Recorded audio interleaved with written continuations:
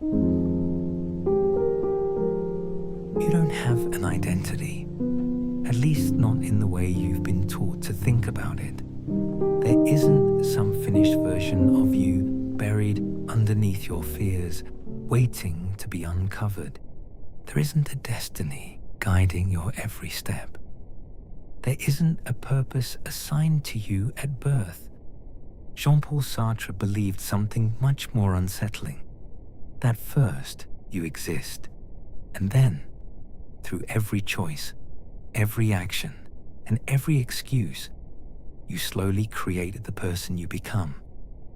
Which means the question isn't, who are you? The question is, who are you choosing to be?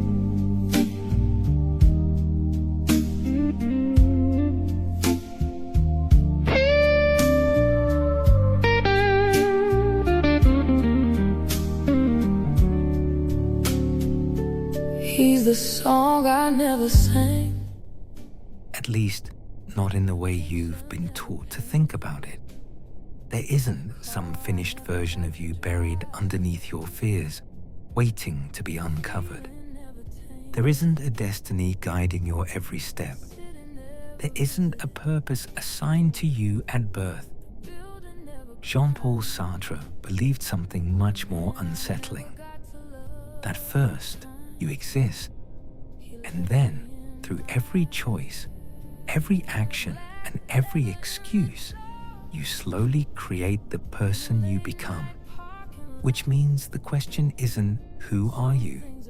The question is, who are you choosing to be? Most of us grow up believing that somewhere deep inside ourselves is a real me, a version of ourselves that we're supposed to discover. Maybe it's hidden beneath our insecurities. Maybe it's waiting for the right opportunity. Maybe we just haven't found our purpose yet. So we spend years searching. We search through careers, relationships, personality tests, self-help books, and endless hours of reflection, hoping that one day we'll finally uncover who we're meant to be. But Sartre challenges this assumption from the very beginning. He argues that human beings are fundamentally different from objects. Think about a knife. Before a knife is ever created, its purpose already exists. Someone designs it to cut. Its function is determined before it ever comes into existence. The same could be said for a hammer, a chair, or a watch. They are created according to a blueprint. Their purpose comes first. Their existence comes second. But Sartre believed that human beings have no such blueprint, no predetermined role, no assigned mission, no universal script waiting to be followed. Instead, we arrive in the world first, confused, uncertain, and completely unfinished. Only afterward do we begin defining ourselves through the choices we make. This is what Sartre means when he says, existence precedes essence. In other words, you are not born courageous. You become courageous by acting courageously. You are not born disciplined. You become disciplined through repeated acts of discipline. You are not born with a fixed identity. You build one. And while that may sound empowering, Sartre believed it also came with a heavy consequence. Because if there is no blueprint for who you're supposed to be, then nobody else can tell you what your life should become. And that kind of freedom is far more frightening than most people realize. At first, Sartre's philosophy sounds empowering. You create your own meaning. You define your own identity. You are free to become whoever you choose. What's not to like about that? But Sartre believed most people misunderstand freedom. We often imagine freedom as something comfortable. The freedom to do what we want. The freedom to pursue our dreams. The freedom to live life on our own terms. Yet Sartre saw another side to freedom, one that most people would rather avoid. Because if there is no predetermined purpose for your life, then there is also no predetermined answer, no universal roadmap, no guaranteed path, no cosmic sign telling you what to do next. Suddenly, every decision becomes your responsibility. The career you pursue, the relationships you stay in, the opportunities you ignore, the habits you repeat, the person you become, all of it rests on your shoulders. And that's a frightening realization, because it means that when you stand at a crossroads, there is no instruction manual waiting to guide you. You have to choose. And once you choose, you can't completely escape responsibility for what follows. This is what Sartre called anguish. Not fear in the ordinary sense, but the unsettling awareness that your life is ultimately yours to shape. Most people don't like living with that awareness. It's uncomfortable. It forces us to confront the possibility that we've been given more freedom than we'd like to admit. So instead, we look for ways to hand that freedom away. We let society decide for us. We let our parents decide for us. We let tradition decide for us. We let our circumstances decide for us. Anything to avoid the weight of making the choice ourselves. Because if someone else is responsible, then we don't have to be. But Sartre believed this escape comes at a cost. The moment we deny our freedom, we begin denying a part of what makes us human. And according to him, this self-deception is so common that he gave it a name: bad faith. The lie we tell ourselves when freedom becomes too heavy to carry. And it's one of the most important ideas in all of existentialism. If freedom is as unavoidable as Sartre claims, then why do so many of us act as if we're powerless? Why do we tell ourselves we're stuck? Why do we blame our circumstances, our personalities, or our past for the lives we're living today? Sartre believed the answer was something he called bad faith. Bad faith isn't simply lying to other people. It's lying to yourself. It's pretending that you have less freedom than you actually do. Because freedom is heavy, responsibility is uncomfortable, and sometimes it's easier to believe that we have no choice than to admit that we do. Think about how often people describe themselves. I'm just an anxious person. I'm not disciplined. I'm bad at relationships. I'm not confident. I'm not the type of person who can do that. At first, these statements seem harmless. They're simply descriptions. But Sartre would argue that they often become something else. They become prisons. The moment we treat our current state as a fixed identity, we stop seeing ourselves as something that can change. We begin acting as if who we are today is who we must remain tomorrow. And that's exactly the illusion Sartre wanted to destroy. Because for him, human beings are never finished. We're always in the process of becoming. Every action is a choice. Every choice is a declaration. Every declaration is a vote for the person you're turning into. A person doesn't become disciplined because they possess some hidden trait called discipline. They become disciplined by repeatedly choosing disciplined actions Likewise, someone doesn't become courageous because courage was written into their nature. They become courageous by acting despite fear. This is why Sartre was skeptical of excuses. Not because circumstances don't matter. They absolutely do.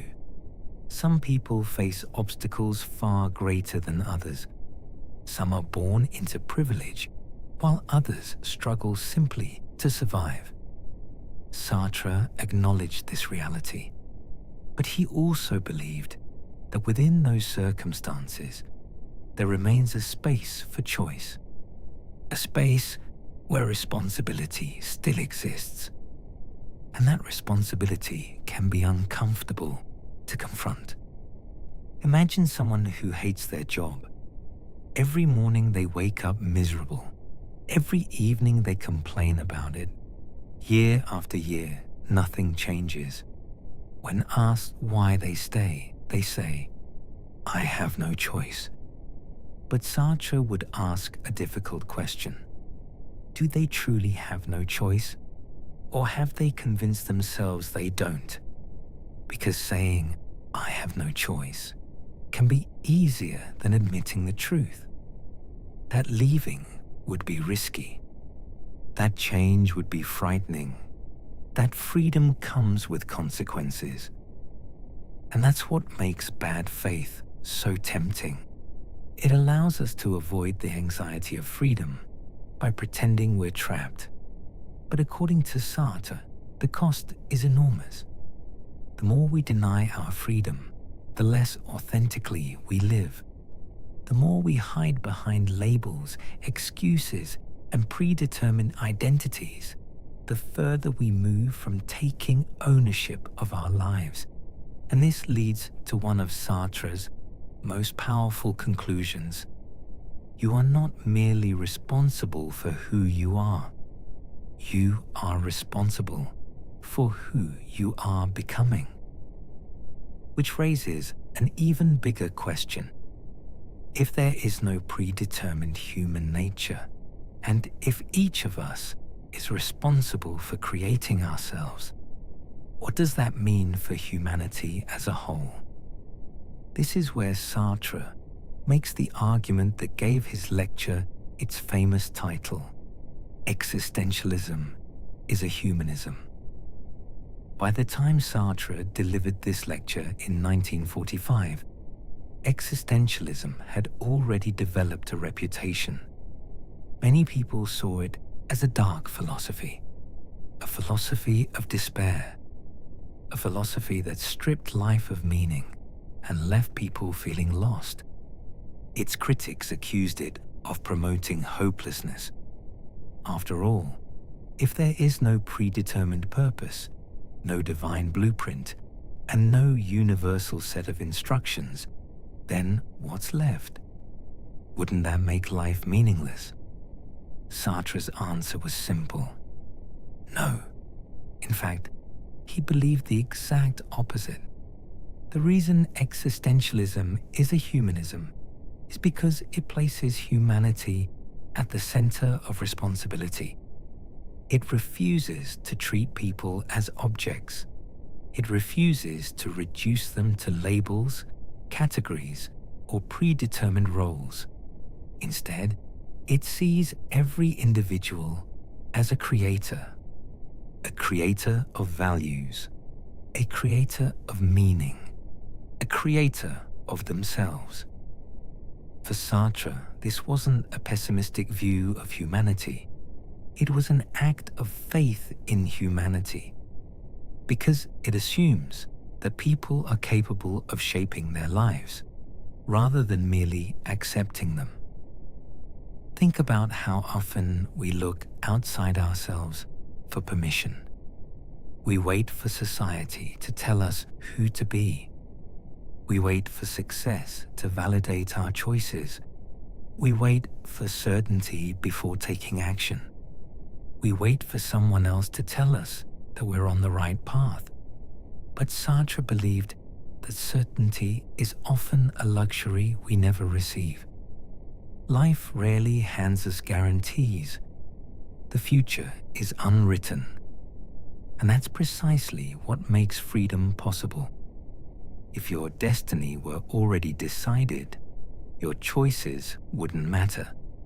If your purpose were assigned at birth, your actions would merely be fulfilling a script. But according to Sartre, human beings are something far more remarkable. We are beings who continually define ourselves through action.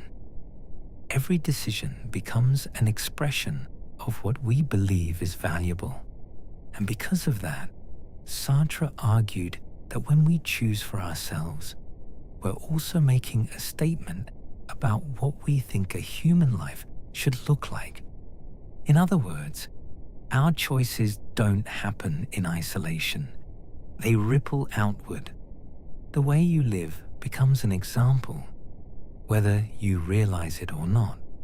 The standards you accept, the principles you follow, the values you embody, all of them contribute to the kind of world you're helping create.